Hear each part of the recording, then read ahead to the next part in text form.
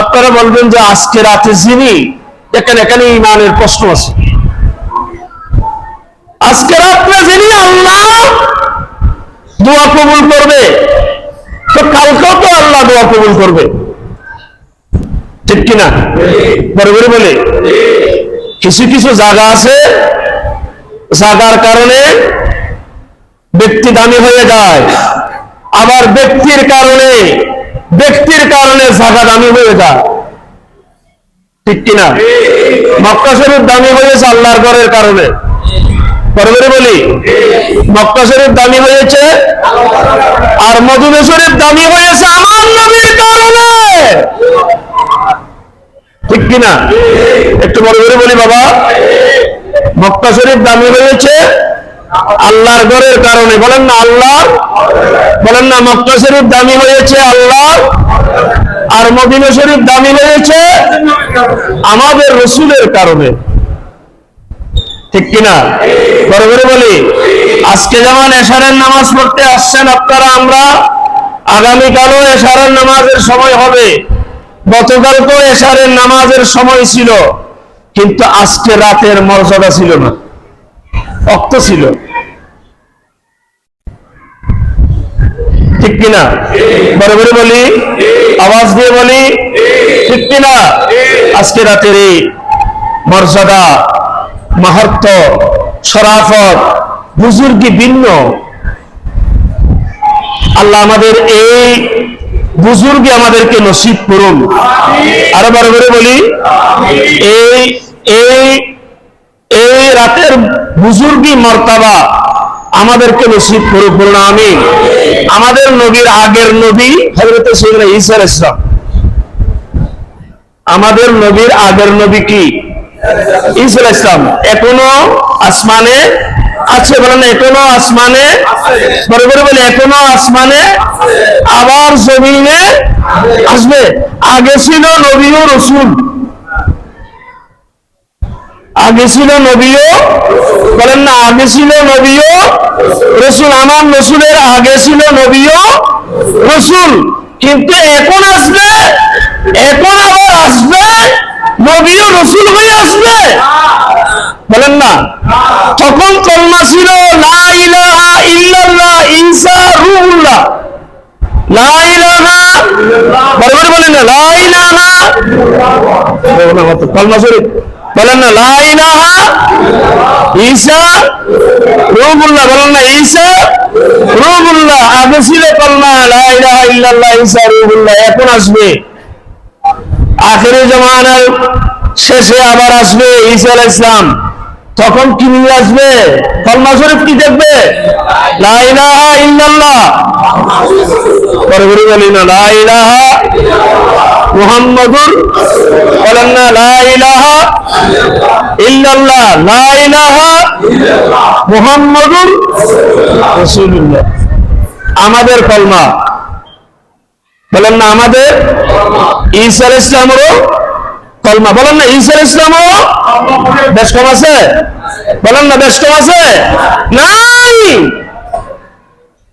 ঈসা আলাইহিস সালামের দিন পাহাড়ে উঠলেন, কোথায় উঠলেন? পাহাড়ে উঠলেন, বিশাল পাহাড়, বিশাল পাথর দেখলেন, আশ্চর্য হয়ে গেলেন।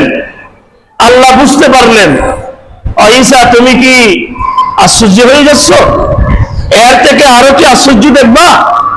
হদ আল্লাহ আরো আশ্চর্য জিনিস দেখতে চায়। এক রাওয়ায়াত আছে, এটাকে জরব করলেন, মারলেন, আঘাত করলেন, দুবাক হয়ে গেল, অথবা বললেন দুবাক হয়ে গেলেন। দেখতেছেন একজন মানুষ ওখানে বসবাস তসবিহ পাঠ করতেছে।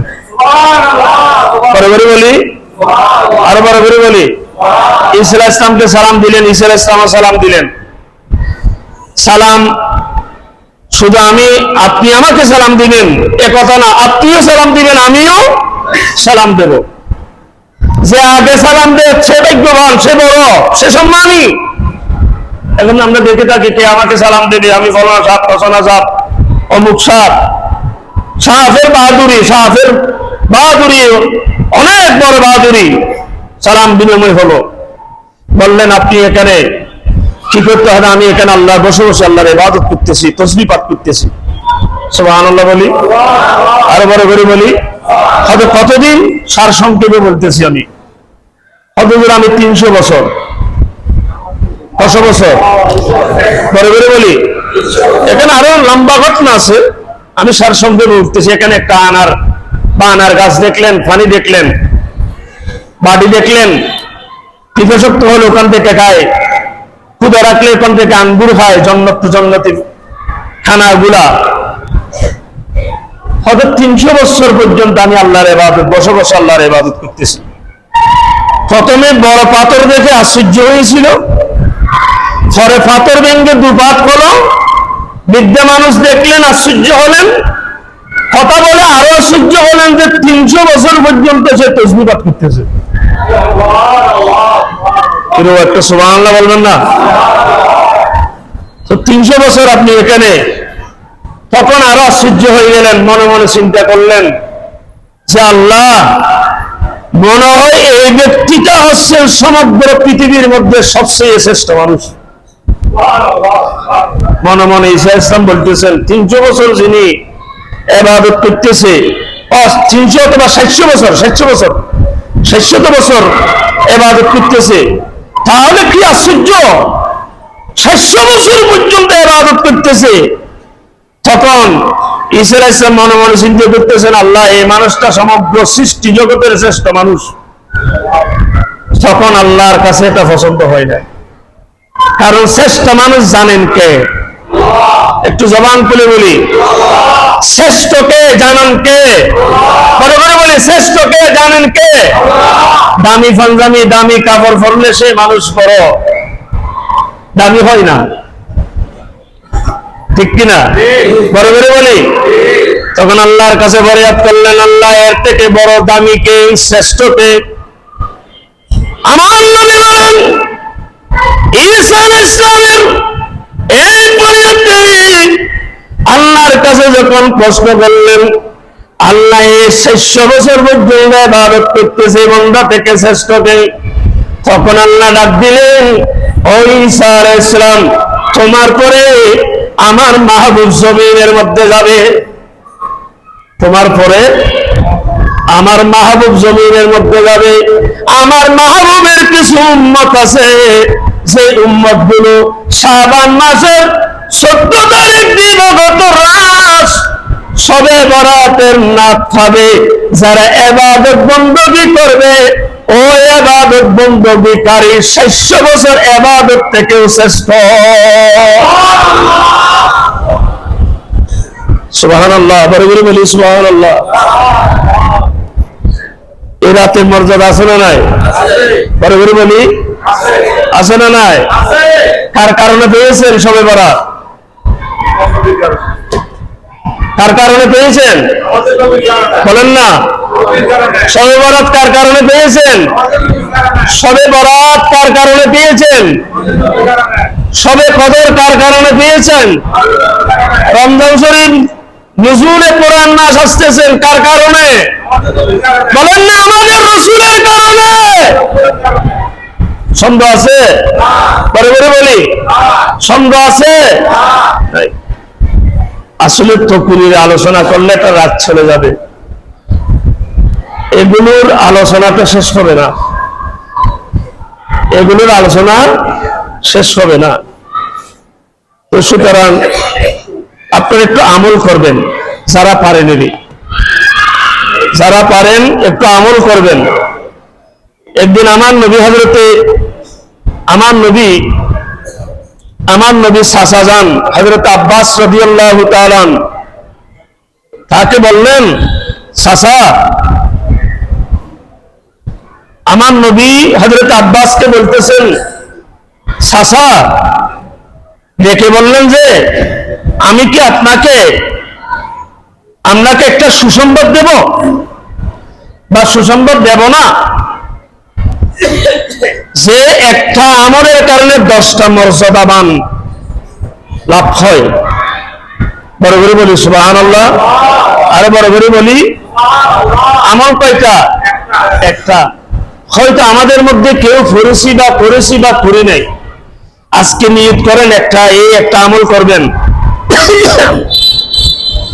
এটার ফজিলত হলো যে, আমি সবকিছু বলতেছি না, সংক্ষেপে বলতেছি, আমি সারা আটটার দিকে যাব না।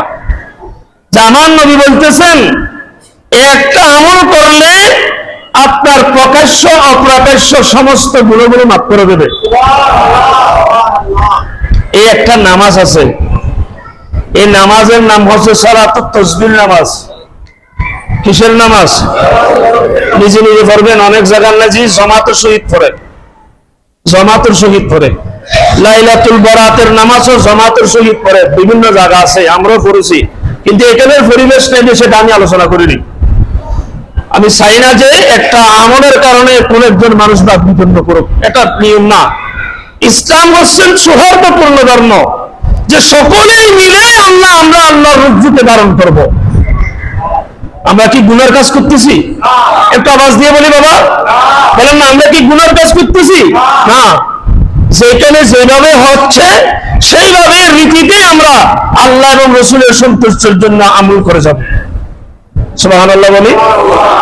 তখন আমার নবী বলতেছেন, চাচা আপনি এটা যদি প্রতিদিন যদি সম্ভব হয় তাহলে প্রতিদিন একবার করবেন। আমি সংক্ষেপে বলতেছি, এটা যদি সম্ভব না হয় চাচা এটা সাপ্তাহিক একবার জুমের রাত্রে হলে করবেন। যদি সম্ভব না হয় এক মাসে একবার করবেন। তাও যদি সম্ভব না হয় 12 মাসে 365 দিনে একবার করবেন।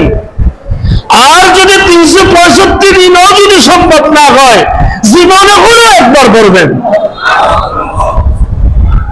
আজকে রাতের মধ্যে যদি কেউ সালাতুত তাসবিহ নামাজ পড়ে, লাভ হবে না গুনারি হবে?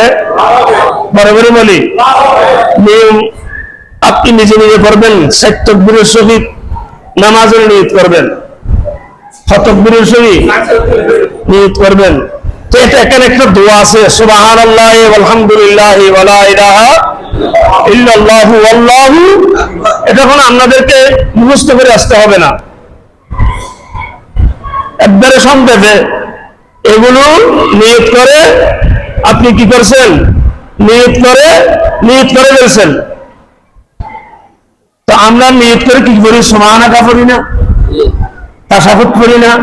এই তাশাহুদের আগে 15 বার পড়বেন, সুবহানাল্লাহি ওয়ালহামদুলিল্লাহি ওয়া লা ইলাহা আল্লাহু আকবার 15 বার পড়বেন। তারপরে সানা পড়বেন, কেরাত পড়বেন, পূর্বের নিয়ে রুকু যাওয়ার আগে আবার 10 বার পড়বেন। কয়বার হয়েছে?